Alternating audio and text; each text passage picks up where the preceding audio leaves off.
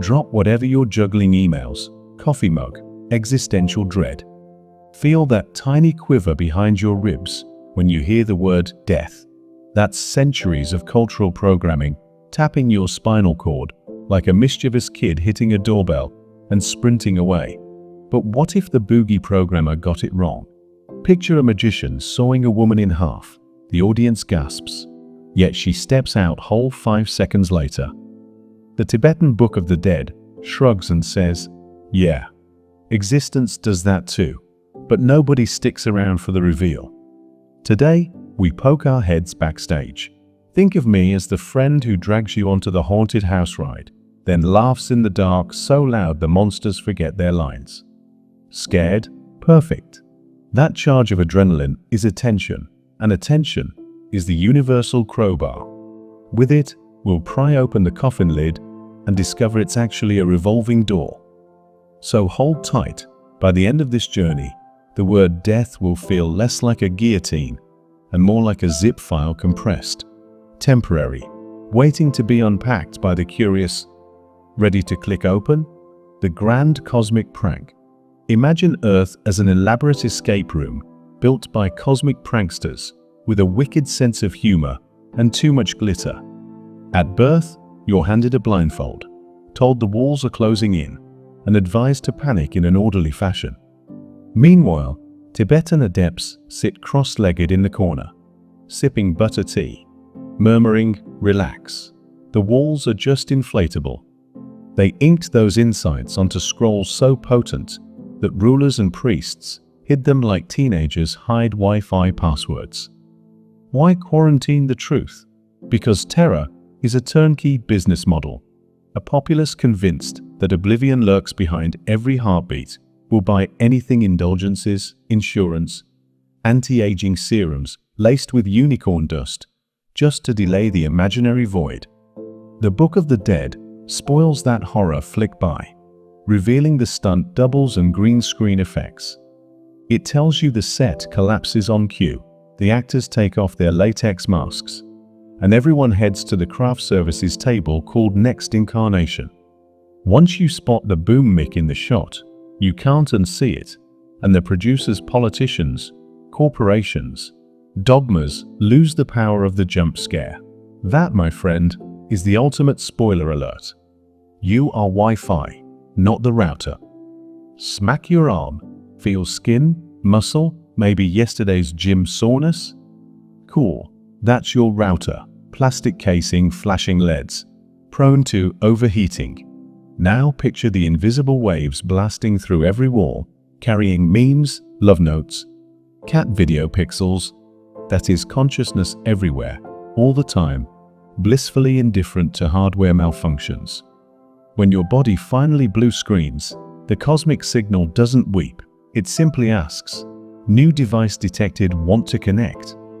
The Tibetan Book calls this reunion the clear light, but you could call it the ultimate Wi-Fi hotspot. During life, meditation is like turning your phone to airplane mode off, reminding yourself the bars were always full strength. Ever notice how people near death often speak of distant relatives, bright corridors, or omnidirectional love? They're not hallucinating. They're catching a rogue glimpse of full bandwidth reality before tech support yanks them back. The real heresy isn't doubting heaven or hell. It's realizing your signal never left the cloud. Once that clicks, fear evaporates like morning fog, and existence feels more like switching tabs than slamming doors. So go ahead, update your metaphysical firmware. The clear light, your one-shot shortcut. Remember bursting out of a dark cinema into noon sunlight, eyes watering, mind stunned, popcorn still stuck in your molars? Crank that to cosmic volume, and you have the clear light. Tibetan masters insist that the nanosecond after your last exhale, reality capital RRR, no filters hits you like a supernova in 4D. If you recognize that brilliance, you're the gamer who finds the hidden warp pipe. Skipping to the final level titled Liberation, no ads, unlimited lives. Miss it, and you tumble plop into the splashy carnival of your own subconscious, otherwise known as the bardos. Recognition, though, isn't about IQ or moral scores. It's muscle memory of awareness. Every mindful breath you take now is a rehearsal. The way athletes visualize perfect shots, so often their bodies execute automatically under pressure. The stakes? Only eternal looping or instant freedom, no big deal. Think of it like boarding a bullet train that stops for exactly one heartbeat. Luggage ready, ticket in hand, blink, and the doors close. But hey, we've got 18 minutes left in this script to make sure you don't miss that ride. The Bardos, your IMA X inner theater. Welcome to the Bardos, the universe's biggest pop-up theme park. And guess what? You designed every ride.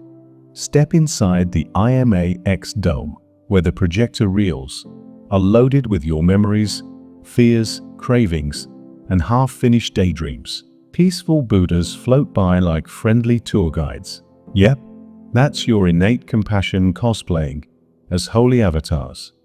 Then the lights flicker and a snarling demon roars across the screen. Cue panic? Nah, that's just your unresolved jealousy wearing a horror movie latex mask. Tibetan adepts call this psychological hologram mind made visible. Recognize it and you get director's commentary. See that monster?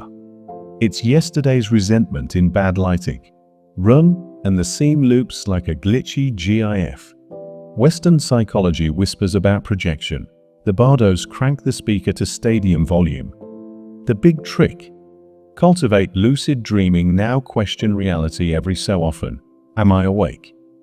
Until the habit sticks. Do that, and when the Bardos roll film, you'll spot the exit signs, maybe even rewrite dialogue on the fly. Imagine pausing a nightmare, handing the werewolf a latte, and asking about his childhood. Spoiler, he probably needs a hug from you. Little deaths you've already survived. Remember the gut punch when a relationship imploded, a job vanished, or your favorite calf swapped real sugar for stevia? Each felt like a mini apocalypse. Surprised they were training montages, Rocky Balboa sprinting up the steps of impermanence. The Tibetan Book brands these shakeups as Bardo flashes, condensed sneak previews of the main event. Every time you surrender an outdated identity, student, employee, someone's +1, you practice dying without the inconvenience of funeral costs. Did you bounce back wiser after heartbreak? Congrats, you ran a simulation. Did you cling, whine, scroll regretfully through old selfies? No shame, that's valuable debug data. The secret sauce is awareness. Notice the contraction in your chest. Breathe. Let the wave pass. And note, look, I'm still here, just lighter. The more cycles you complete, the slimmer the baggage you'll drag into the afterparty. Think of these transitions as loyalty points.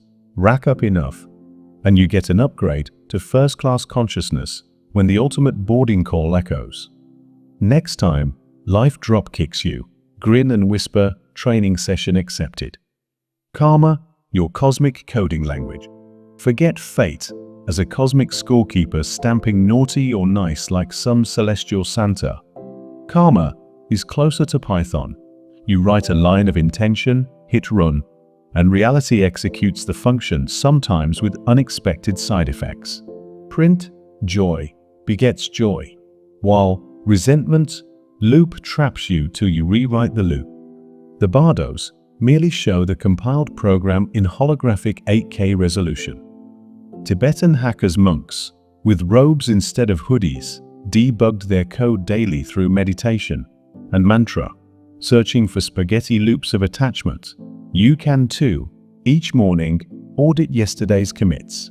Did gossip bash inject toxin? Did gratitude.py return null? Patch and push updates right away. No need to wait for the quarterly karmic report. The cool part? Open source rules apply.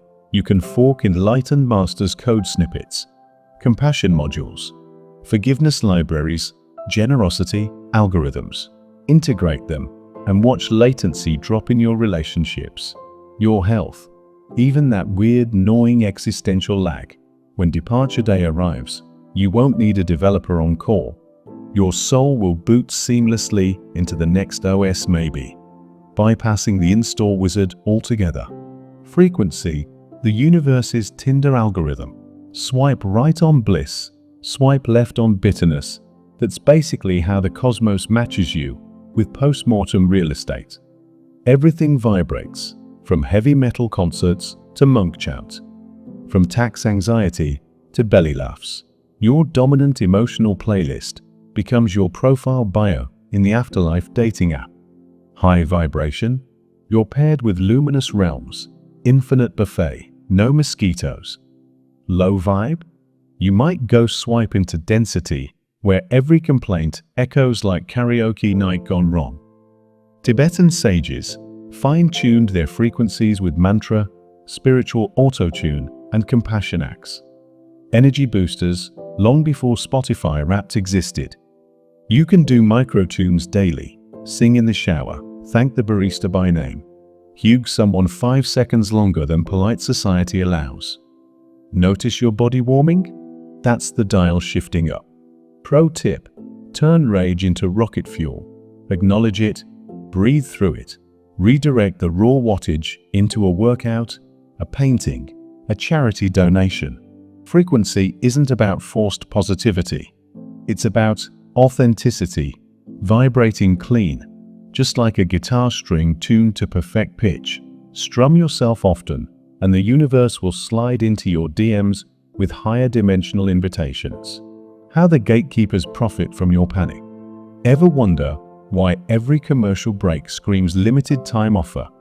Fear of the ticking clock sells everything from collagen cream to apocalypse bunkers. Religious institutions once monopolized that fear, promising heavenly VIP passes for monthly tithes. Modern capitalism rebranded it as FOMO, buy the phone upgrade before your social stock plummets. Meanwhile, the Tibetan Book of the Dead hands you a backstage pass that invalidates the entire scarcity economy.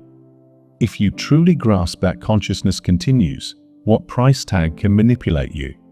Politicians lose leverage when citizens stop trembling over mortality stats. Corporations panic when consumers value presence over possessions. The news cycle flounders because shock headlines lose bite once you're comfy with impermanence. That's why ancient scrolls were hidden, mistranslated, dismissed as exotic folklore. A fearless populace is the ultimate unhackable database. So every time you meditate on death without dread, you commit a tiny act of economic rebellion. You unplug one more wire from the grand puppet show. Imagine a world where billboards read, "Your eternal go meditate." Doesn't sell much, but man, would it feel free. Practical toolkit. One morning melt away. Here's your sunrise ritual. No incense required. Before phone face, sit up and picture your life as a sandcastle career turrets. Relationship walls, identity flags, fluttering proudly. Now visualize a warm tide sliding in, melting edges, smoothing towers into shimmering flats. Feel the resistance in your gut. That's attachment getting exfoliated. Stay with the micro-panic until it fizzles into calm curiosity. Who am I without the Khaosod? Spoiler, the beach, the waves, the horizon still there, still gorgeous. In 60 focus seconds, you've rehearsed the clear light. Awareness minus ego architecture. The trick is consistency. Do it daily and your subconscious starts tagging worldly worries with temporary file labels. Traffic jam, delete on exit. Argument? Auto's lesson, discard drama. Over time, the practice turns life into a flow state where you build castles for fun, knowing full well the tide of impermanence will reclaim them. Instead of lamenting, you grab a bucket and sculpt again joy in the making, peace in the unmaking. Morning melt away, the simplest, cheapest spiritual gym membership you'll ever sign up for. Practical Toolkit 2, mirror the monsters. Next time, rage flares, maybe someone hijacks your parking spot. Pause the impulse to honk Beethoven's Fifth on your steering wheel. Close your eyes, engine in park please, and conjure the anger as a hulking ogre riding shotgun. Resist the urge to eject him. Instead, ask, "Yo, big guy, what's your name?" Perhaps he grunts, "Respect." Suddenly the beast shrinks, morphing into a teenager desperate to be seen.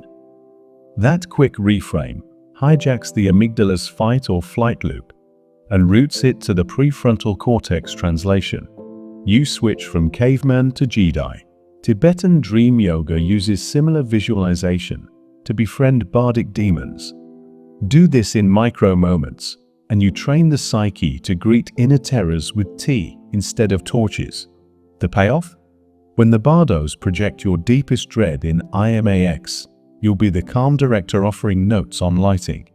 Pro level, write a monster diary. Each night, jot situations that spiked negative emotion. Sketch the creature you met. Note what it really wanted: safety, love, autonomy. You'll build a bestiary of your shadow self, turning a haunted house into a home library. Practical toolkit, 3 karma debugging session. Grab an actual notebook, yes, paper, analog vibes, and rule 2 columns. Label the left loops to delete and the right features to keep. Under loops, dump habits that drain your battery, doom scrolling past midnights, sarcastic zingers that wound, sugar comas before Zoom calls. Under features, list behaviors that spark dopamine minus regret. Morning stretches, genuine compliments, reading instead of ranting. Each dawn, commit to refactor 1 loop and enhance 1 feature. Maybe replace doom scrolling with 2 pages of a novel, upgrade compliments from emoji hearts to full sentences. Cross off wins nightly for visible dopamine hits. Weeks in, patterns shift like code, refactored for efficiency. You'll spot memory leaks, lingering grudges, and patch them with forgiveness subroutines. The goal isn't sainthood bugs will pop up, but to make the operating system nimble. So when the bardos boot your lifelog, it runs smooth, minimal lag. Bonus, share patch notes with a friend. Accountability turns solo side project into robust open source. Your future self, scanning cosmic GitHub, will thank you for clean commits. Practical toolkit, 4-frequency calibration ritual. Stand barefoot, ground yourself like a human tuning fork. Inhale for 4 counts, exhale for 6. That tiny breath deficit nudges your nervous system into calm. Now speak 3 gratitudes aloud. Make them oddly specific. I'm grateful for the smell of rain in concrete cracks, for my friend's meme that made me snort laugh, for synapses firing so I can read funky metaphysics. On the exhale, after each, picture golden ripples fanning out like rings in a pond, bumping the frequencies of every nearby particle. Cheesy? Maybe. Effective? Absolutely. EEG studies show gratitude nudges brainwaves toward alpha coherence. The sane neighborhood monks visit during deep meditation. Do a quick body scan. You'll notice tension knots dissolving like sugar cubes in chai. Then, mental screenshot that sensation. Throughout the day, when you catch yourself doom forecasting, recall the screenshot, breathe, reboot, repeat enough, and gratitude becomes default OS. Anger reduces to a background app you can force quit. Come death time, that steady frequency is your boarding pass to the express elevator top floor realms. No detours through basement anxieties. Time collapse. Yes, you're already a time traveler. Think of time as Netflix's progress bar. You assume past episodes are fixed, future ones locked. Tibetan wisdom yells, grab the remote scrub freely. In deep meditation, the timeline behaves like AM bias strip. Yesterday's trauma and tomorrow's triumph sit side by side, waiting for editing. Modern neuroscientists hint at this with memory reconsolidation. Recall a scene, tweak the emotional soundtrack, and voila, the brain saves a new director's cut. Practice nightly. Recall a cringe memory. Then overlay a soundtrack of empathy. Hug your younger self. Whisper, "We learned. We lived." Feel the chest loosen? That's a quantum patch, rippling both backward and forward. The Bardos amplify this. Life review plus emotional VR headset. Train now and you'll glide through those reels, pausing, fast-forwarding, even deleting filler episodes. Imagine telling your future grand selves, "Yes, I rewrote Season 2, far fewer plot holes." They'll clap from outside the space-time bubble, grateful you tidied the franchise. We've sprinted through escape room blueprints, Wi-Fi metaphors, monster diaries, and quantum remote controls. Neurons are buzzing, right? Good clarity loves motion. Now crossroads time. Path 1. Close this tab. Slide back into algorithmic anesthesia. Let fear vendors resume their drip feed. Path 2. Act. How? Pick one practice morning, melt away. Monster mirroring or gratitude frequency, and run it for 7 days. Track results. The mind loves scoreboards. Share the experiment with a friend. Collective courage multiplies. Drop "not afraid" in the comments as a digital pinky promise. Then watch the ripple. One fearless human inspires 10 curious souls, who inspire 100 until the cultural market for scare tactics crashes harder than dial-up in a thunderstorm. Imagine news anchors signing off with, "Remember, consciousness is eternal. Good night." Sound utopian? So did flying once upon a time.